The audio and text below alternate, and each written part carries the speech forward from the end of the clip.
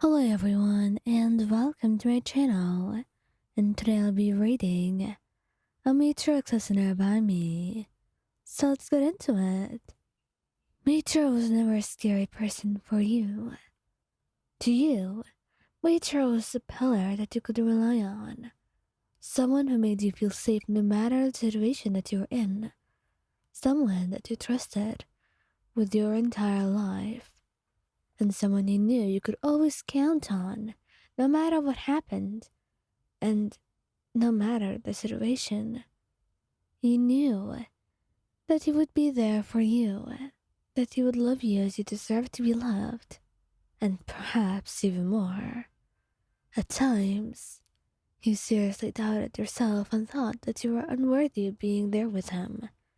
But you always knew it was just your mind, and nature always helped to make you believe in yourself and see yourself in a different light. And you loved him for that, trusted him, because you knew he always had your back.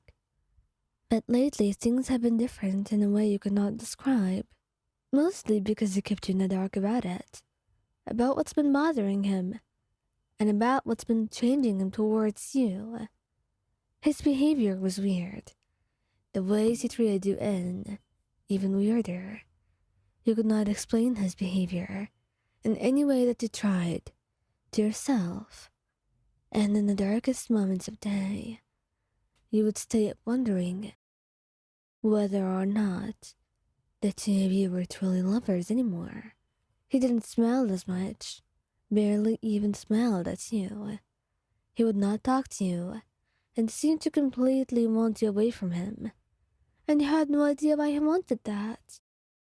Muichiro, please talk to me. You had told him one day, but his response was as dry as ever.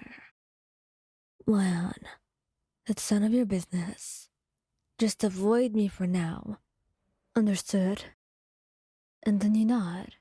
Not really wanting to talk about it anymore. Not with the way he's been treating you. But you never think that things could get worse. Although they progressively continue to do so. And that's where you feel like you have to take action. You have to do something. Something that will change things as, well, you know it now. Something that will make things better for you. Because you can't handle anything else happening. The idea of him leaving you or being like this with you all the time. It's terrifying. It's everything you've never wanted. It's everything that you didn't pick him for. You loved him for his kindness and patience. And right now, your relationship resembled neither of that. So you just wanted to know what you would do. You wanted to feel like you'd be saved and that you could be loved. You wanted to feel like he cared about you and loved you. And that's why you were trying your best right now.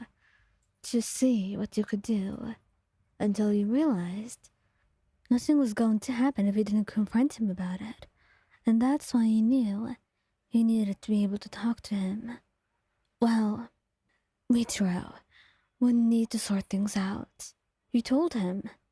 And he just glared at you. Clearly not pleased to hear that. What needs sorting, Ryan?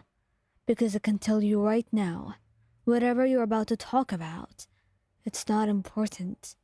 I've got things to do. It is. At least to me it matters.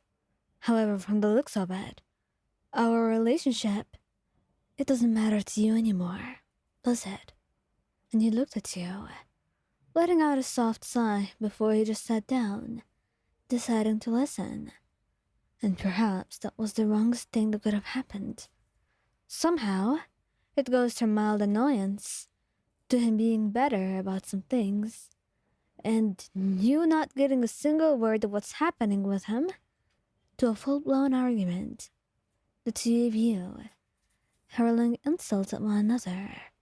And suddenly, the whole purpose of the argument is forgotten. It's one of you is trying to win, trying to be the victor, in a pointless chase. And then, it all ends on an awful note. You're just worthless, Ryan. All you ever do is complain, find problems and try to argue with me. You don't know what I'm going through, and even if you did, it's useless. Just as you are, because there's nothing you can do to prevent it. And you stand there, utterly frozen by the words you'd said, and then you feel the tears streaming down your cheeks. He's thought that of you, and it must not be the first time that he said those words to himself and thought them out, but this time you only got to hear them. You were crying because you felt betrayed, because you felt like the love that you deluded yourself into thinking that it was present in the first place.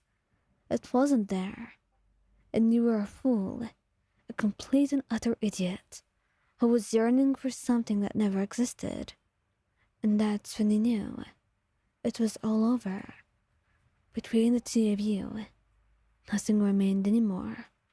Not love or care, and not even kindness. He looked at you, and suddenly his anger died down as he realized what he had said to you. Wyan, I didn't mean it. I didn't mean any of what I said right now, please. But you wouldn't hear him. You were not having a word of it. You ran quickly, storming out on him, because you realized there was nothing to be said or nothing to be done.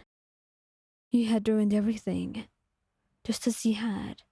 You had ruined everything you had by waiting on him until he reached that point.